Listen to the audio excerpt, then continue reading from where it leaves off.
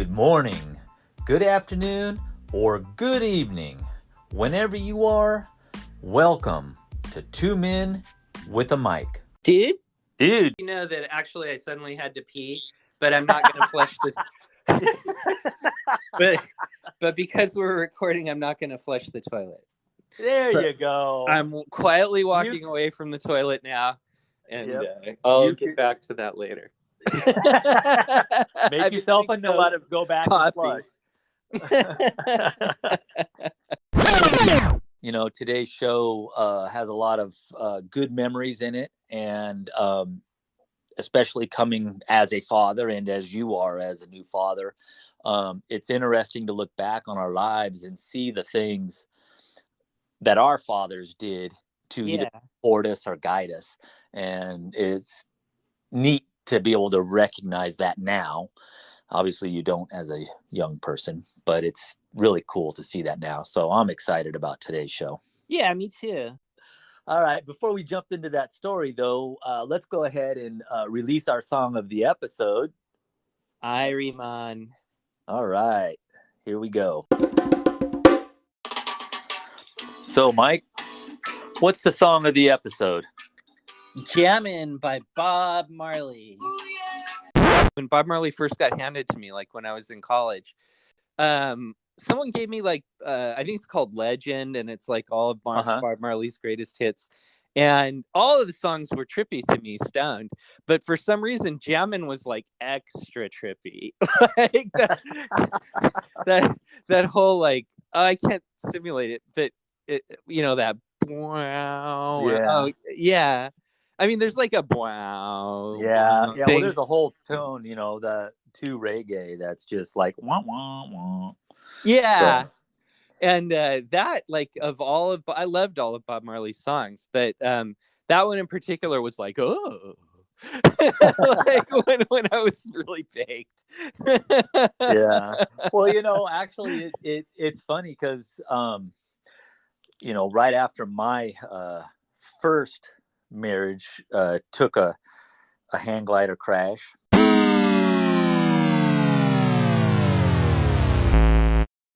I would go into my hammock, and I would have already been wasted, and then I'd take my 12-pack of beer, my 3-pound bag of peanut M&Ms, and sit in my hammock and blast my Bob Marley. And, I remember those days, dude. You were a party animal. It was interesting because all of that, has a special place in my heart, because they really, all that group of friends that I was playing softball with and stuff at the time, really supported me and kind of looked after me out of pity, I'm sure. But well, being good friends. I mean, your first marriage had exploded. I'm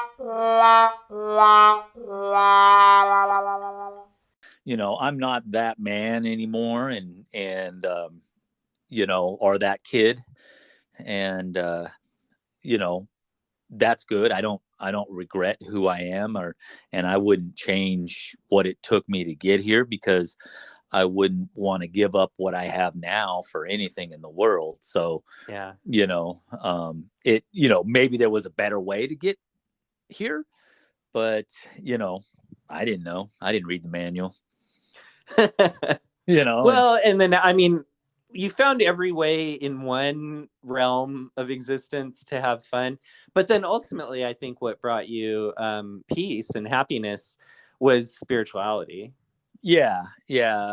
Finding God and finding my wife. And, I don't keep these stories a secret, obviously. I don't miss it, and I don't miss what I had, because I have what I have.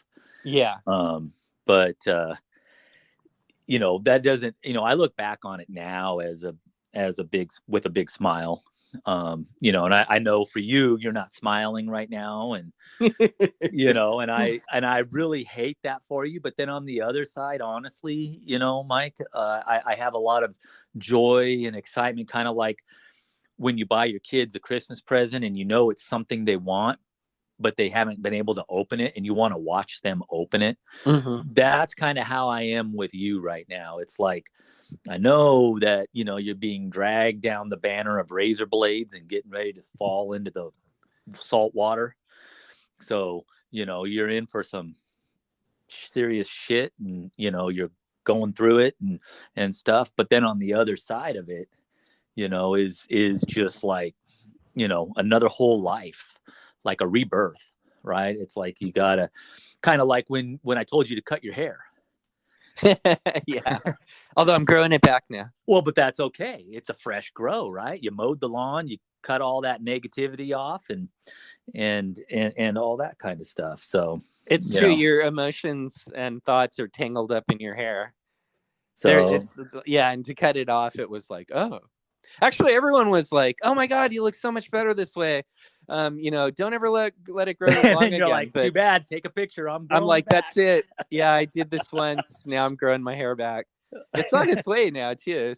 But no, yeah, it's a great song. In fact, I didn't hear it or any reggae for years because I was married, and my wife was not into I mean, we thought our parents were idiots, and then we grew up to be our parents, and we're like, damn, they weren't that stupid after all.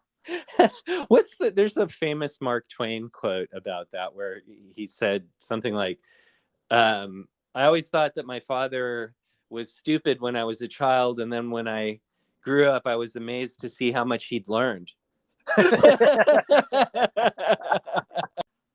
So, Mike, I know that James Bond has a place in your heart, and it's something that you've really enjoyed over the years. You want to share your story about James Bond? Yeah. Well, James Bond is like, okay. I mean, my dad was the one who introduced me to James Bond, and there didn't used to be like VHS. I mean, they are video rental stores and all that stuff, but the James Bond movies were so beloved that they would show like Goldfinger on like the ABC Sunday night movie or whatever it was, even though it was like a 20-year-old film or however old it was. And so it was like a thing with my dad, and I was a way to bond with my dad. And then my dad always encouraged me to read, and he was very cultured and very literate. And so probably the nicest thing my dad ever did for me was, I wanted to be interested in James Bond because my dad was interested in James Bond, and I wanted us to be able to bond as a kid. And so I saw in his library of books, which is like vast, that he had one James Bond novel in there. It was a James Bond novel called You Only Live Twice, where James Bond goes to Japan. And so kind of to impress my dad, because I was young to be reading that stuff. I think I was like 11. I read that novel, and I read it rather openly in front of him, kind of trying to show off, like, look, I'm reading an adult Dad, novel. I can read James Bond. Yeah, it was like, no Hardy Boys here, man. That's for kids. I'm reading about, a British assassin in Japan, and it's written for adults, and it's a very adult book. And hey, Dad, what is this word right here, and why is he putting it there? Yeah, it was kind of like that.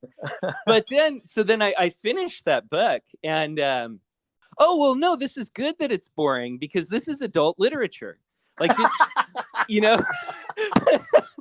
was like, see, Dad, I can read that boring stuff too, because I'm smart. It was all like that, academic, trying to show off or whatever. But so I finished that book, and then the minute I finished it, my dad like walked into his bedroom, and then he came back out and he handed me another James Bond book, Casino Royale or something like that. And so then I read that one, and then the minute I finished that, he walked over and handed me another James Bond book. And so one day I snuck into his room, and I found in his closet a bag of all of the original James Bond Ian Fleming novels. Man, that's cool. Yeah, so I always thought that was like the nicest thing my dad ever did for me. He saw that. It's kind of like how our teachers encouraged us in school to make movies because we were so passionate about it. My dad saw that I had an interest and wanted to encourage me to read. And so he had actually gone out to a used bookstore and bought every single James Bond novel that there was. And he wasn't going to make a big deal about it, like I did this for you, or what he was just going to do is what he'd been doing, without saying anything at all. He would just like hand me the next one whenever I finished them.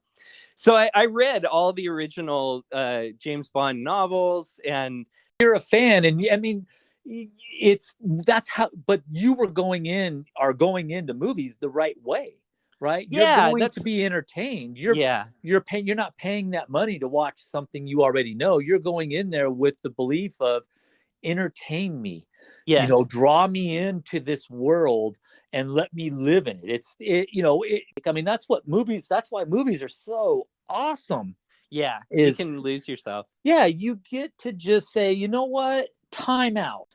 you know and I'm going to go watch a movie, and I'm going to forget that I'm wanted by the FBI and they're coming up the street, right? And Because that I'm they're going to still watch. tracking us down for discovering that we forged notes in high school. Yeah, and I'm gonna watch this movie. I mean, that's what movies are for. They're to take us to another place in time, Yeah, or to do something that we physically can't do, right? Or whatever, yeah, I mean, whatever the event of the movie is, whether it's Raiders of the Lost Ark, right? You and I were not going back to the 1930s and finding a statue and using a whip to swing across a spike pit, right. but But we we could tried imagine after it. we saw that movie. Well, yeah, we did try, right? We did. I mean, we were climbing around on rooftops and Yeah. doing daring things, and it was all because of those movies. But Yep. yeah, no, you're right. I treasure the suspension of disbelief and those moments when I was completely lost in a film, and kind of like we were talking about reggae earlier, how it's sort of a mood elevator. Yeah. Movies used to have that effect on me. Like everything was bad in life. Go see Raiders of the Lost Ark, get taken to another world, and be so high from that when you left the theater, the world wasn't as bad. When I was little, I struggled with learning. I couldn't like read and stuff. And I remember I must have been like the fourth or fifth grade. We were going to have some test. And at that point, I was breaking down, and to the point where I didn't want to go to school anymore because I had a test and I knew I was going to fail. And I was like tired of failing, Yeah. just it gets old. I mean, I don't think there's a child out there who really wants to fail. I mean, even when we were in high school and those people were failing and stuff, they didn't want to fail. Yeah. They just, for whatever reason, kind of gave up and didn't have the support system. And I understand that, but I remember one of these memories. We were talking about Edgar, and I remember I had a spelling test, I believe it was. And of course I hadn't studied any of the words because I couldn't read them anyway. Yeah. So I mean, it was like, and with my disability, people are like, well, you just, it's right there. But it was like looking at Chinese for me. Mm-hmm. And it just, everybody's saying it's right there, and it's like, no, it's not right there, you guys don't get it. But I remember sitting, we had like a 2-story, but it was just, the master was 2-story, and so they had a staircase. I remember sitting at the landing of their staircase just one morning, like crying, like, I don't want to go to school and fail another test, Mm-hmm. get my paper handed back with a big F and not get any of the spelling words right, So he came down the stairs that morning, and he was all like, what are you doing? And and I told him everything, and so he just sat down right there and worked on the spelling words with me, and we spent like 45 minutes to an hour just sitting there on the staircase, him trying to help me with my spelling. So cool. Yeah, that was the kind of stuff that he would do, He was a good man. Yeah, Yeah, he was a very adventurous spirit. Yeah, the first movie that we made, it was a Super 8 film without sound, and it was I'd been writing for years like these stories of Kid Cop with another friend of mine, and then when I met you, you and I started recording cassette adventures of Kid Cop and whatever we named your character, I can't remember, but they That's all right. Nobody cares anyway. no, well, you can't remember it either. So like, No, I can't remember it either. but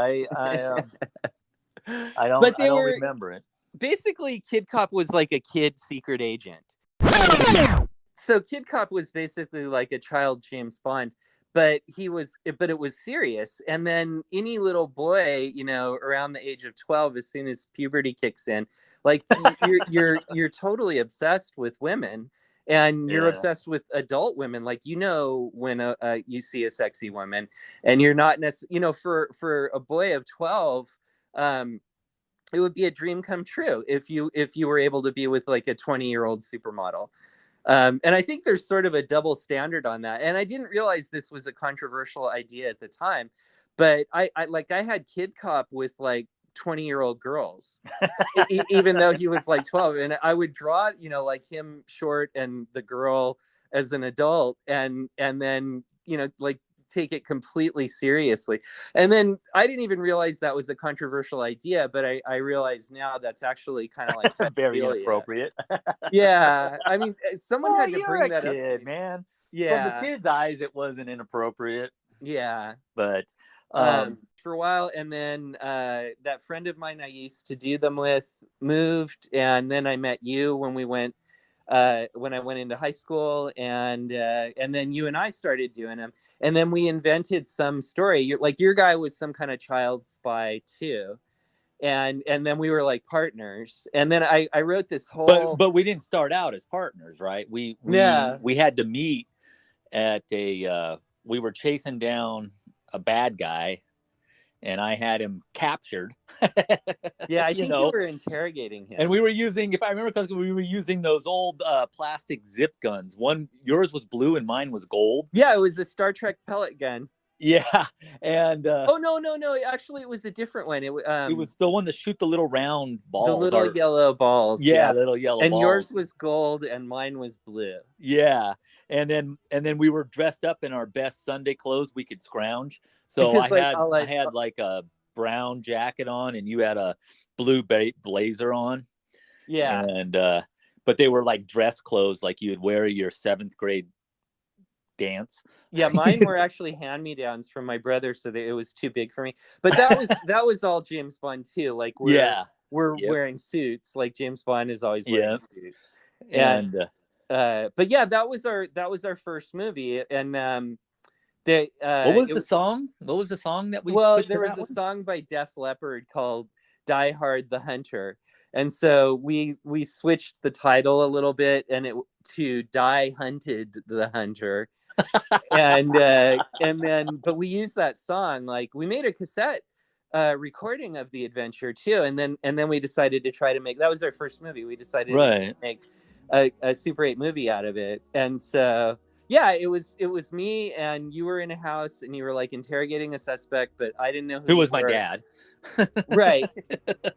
And yeah, like I confront you with my pellet gun, and then your stepdad Edgar Yeah. was playing the suspect, and he was like sitting at the table, and it was Yeah. supposed to be super cool. Like, you don't just run away and leave the suspect. You Right. gave him a karate chop to the neck, Yeah. and Knocked then him out. Yeah. yeah, like first you knock him out so he can't get away, and then you go running off, and then I chase you, and then we had like a big old fight. Yeah. Yeah. Because I remember most of our shots were either from your perspective or my perspective.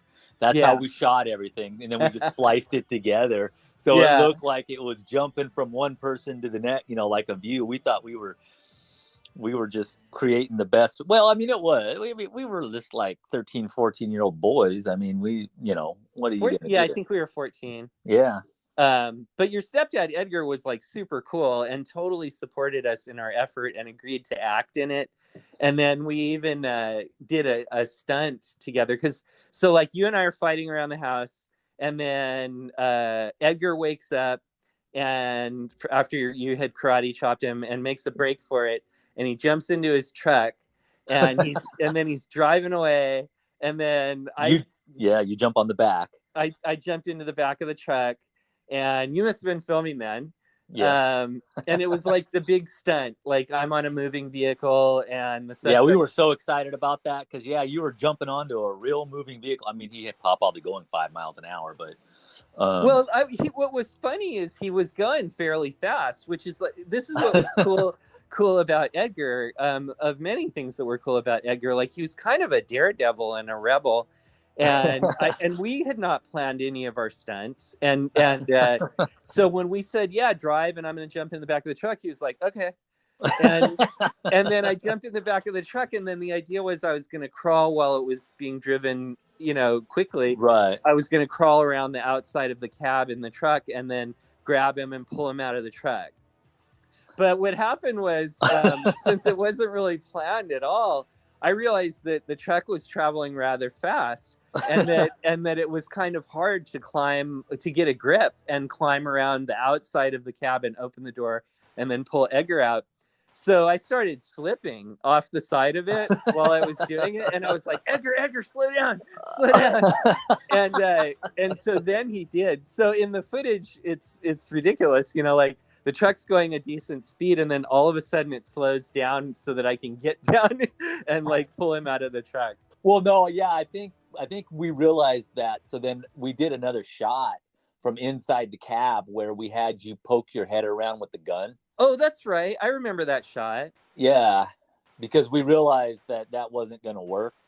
So we added that shot in there so that it made sense to the audience that you jumped into the back while he was trying to leave, except for in the actual final video, you see the brake lights come on. Yeah. So, it's before you even get to the cab or something. It's a good thing we did that, though, or it might have gone like the other shoot where we broke the actor's arm. Yeah. Well, yeah, that kid got ran over, but that's another story. That's another movie story for another day. So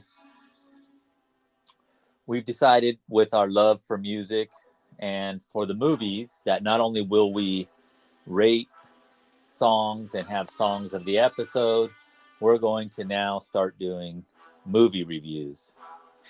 So, all right, we're going to use a very special rating system for this, devised by the two men. So we're using a flush system, a toilet flush system. If a movie is good, then it'll be no flushes at all. And if a movie is a complete bomb, then it'll be 5 flushes. Yep. The flush system.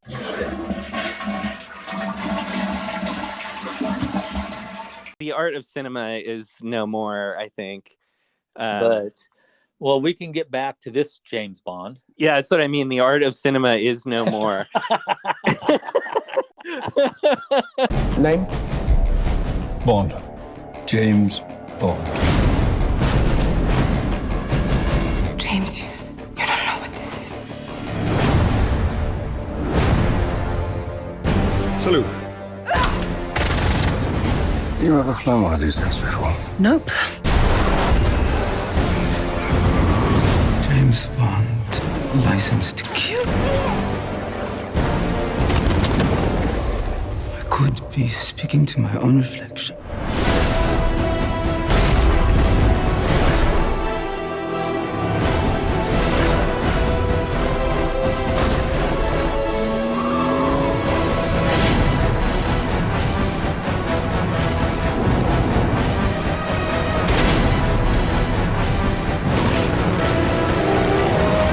I have to finish this. I know.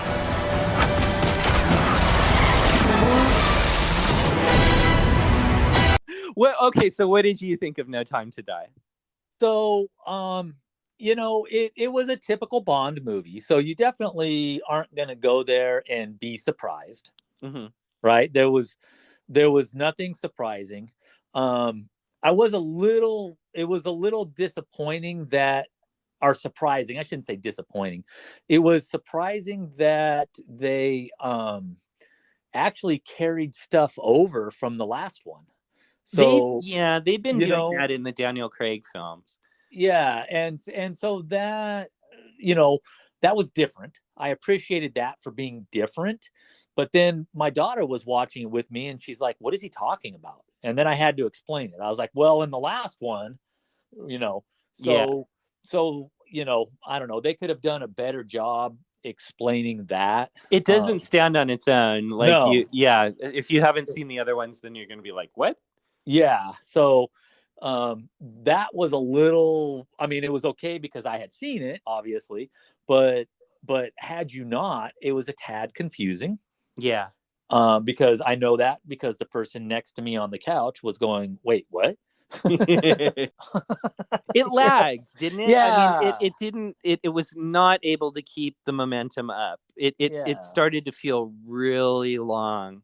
Well, okay, so let's review. Like, what happened in there? He got chased by SUVs one time, and it's like, okay, that's so. Well, you And, know what? When I saw that, you know what I thought? Car what? commercial. A car commercial, yeah, product That's placement. exactly. I thought that's kind of boring. I don't really remember much action in it. Like, he got chased by SUVs. One thing, like, they completely blew the teaser at the beginning because that was in all of the advertisements on TV for the movie, where he's in the Aston Martin and then he Yeah, God, why do they do that? And I was telling my daughter, you know, I was all like, she's like, whoa, what kind of car is that? I said, man, I had that car when I was little. I had the James Bond car. Did you? And Oh, that's cool. yeah, it was a little metal car, steel plate that popped up in the back. The license plate flipped. And, whoa, cool. Yeah, it was just, I mean, it was like, you know, it was, you know, I don't know, maybe 4 inches by whatever. But it's fun. Did it have an ejector seat in it? Yeah, well, yeah, I think it had something like that. The doors really opened and stuff. It was just, how many flushes would you give it? I'm gonna say it's probably 4. Yep. Okay. Well, I was totally disappointed. And so what you were just talking about, like, one issue that I've had with the Daniel Craig films is that they're very self-referential. And I think their idea was they were rebooting Bond with Daniel Craig. And so maybe it was okay, since it was supposed to be all brand new, to take things from the old movies. They tried to make it like every film was supposed to sort of play into the next one, like it was a continuous storyline. I did not like that. One of the things I've enjoyed about the Bond films is that the film ends and then the new one picks up, and they'll even ignore continuity, and it's just a new thing. It's all brand new. Like, right. Yeah, I liked it starting fresh. I didn't like carrying over things like that. But in this one, he has like a little poisonous garden. Yeah, yeah, he did. And then they use it for nothing, though. And everything felt like a soap opera. Felt no chemistry between James Bond and the girl that he's supposedly, you know, this is the one, I've got to be with her. I didn't feel any chemistry from her in the film before this, and between them. And I didn't see any sparks in this one either. I mean, we could go on forever, but what are you going to give it? I am going to, and so I love James Bond. He's so near and dear to my heart. I've enjoyed a lot of Daniel Craig's work as Bond in the other films, with whatever criticisms I have of them. I think he's been a very good Bond. But this film, I am giving 5 flushes. Ooh. I was bored. It was a soap opera. Nothing really happened. He wasn't really James Bond. The chemistry between him and the chick was like not there. And it was too long, and then he dies. And I thought, that is not worthy for killing James Bond. You would have had to have done a hell of a lot better to justify killing James Bond. It was like soap opera. It was just soap opera. So yeah, I'm giving it 5 flushes.